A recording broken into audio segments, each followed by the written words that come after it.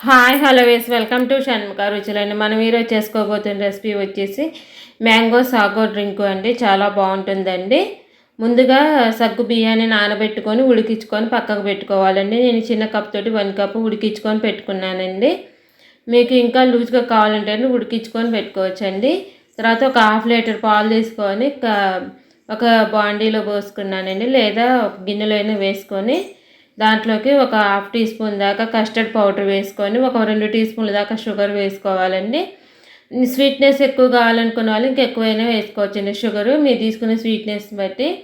నేను ఇక్కడ ఒక 2 టీ స్పూన్లు మాత్రమే వేసుకున్నాను. తర్వాత అది అంతా కస్టర్డ్ పౌడర్ అంతా కలిసేటట్టు ఒకసారి బాగా కలుపుకొని స్టవ్ ఆన్ చేసుకొని స్టవ్ పైన పెట్టుకొని పాలు బాగా కాగబెట్టుకోవాలండి. అంతా ఒకసారి మధ్య మధ్యలో కలుపుకుంటూ, ఎందుకంటే కస్టర్డ్ పౌడర్ వేసాం కదండి, తొందరగా చిక్కబడిపోద్దండి.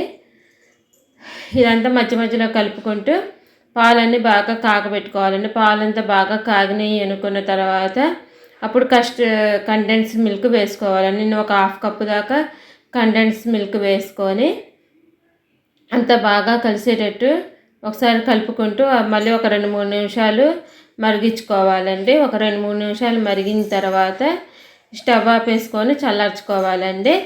మా వీడియో కనుక ఫస్ట్ టైం చూస్తున్న వాళ్ళైతే మా ఛానల్ని సబ్స్క్రైబ్ చేసుకోండి. మేము పెట్టే వీడియోస్ మీకు ఎప్పటికప్పుడు నోటిఫికేషన్స్ వస్తూ ఉంటాయండి. ఓకే అండి. ఇప్పుడు అంతా ఒకసారి కలుపుకున్నాక బాగా కలుపుకొని మరిగినాయి అనుకున్నాక స్టవ్ ఆపేసుకొని ఇవి చల్లార్చుకోవాలండి. ఈ పాలు చల్లారినాయి అనుకున్న తర్వాత అప్పుడు ఇవి చల్లారినాయి అనుకున్న ఒకసారి కలుపుకొని చల్లారేటప్పుడు కూడా కలుపుతూ ఉండాలంటే, లేకపోతేనే మేగల్లాగా కట్టేస్తుందండి. ఇంత ఒకసారి బాగా కలుపుకున్నాక ఈ పాలు ఒక గిన్నె తీసుకొని దాంట్లోకి ముందుగా ఇలా గోందు కట్టేర నానబెట్టుకోవాలండి. ఒక 4 నానబెట్టుకున్నవి అందులోకి నానబెట్టిన గోందు కట్టేర ఉడికించుకున్న సగ్గుబియ్యం వేసుకోవాలండి. ఉడికించుకున్న సగ్గుబియ్యం మీకు ఇలా పలుకు కావాలంటే ఎక్కువ వాటర్ వేసుకొని ఉడికించుకోండి. తర్వాత ముందుగా మిక్సీ పట్టుకున్న ఒక మామిడి పండు అండి, మొత్తం ఒక పెద్ద కాయ మామిడి పండు ఒక హాఫ్ లీటర్కి.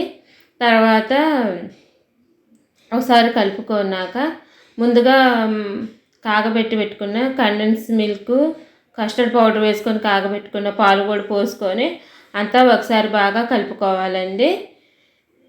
అంతా ఒకసారి బాగా కలుపుకున్నాక మీకు ఇందులో కావాలి అనుకుంటేను డ్రై ఫ్రూట్స్ కూడా వేసుకోవచ్చండి. ఒకసారి కలుపుకున్నాక దీంట్లోకి ఇంకొంచెం గోందు కట్టేర గ్లాసుల్లోకి సర్వ్ చేసుకునే ముందు వేసుకోండి, అప్పుడు బాగుంటుందండి.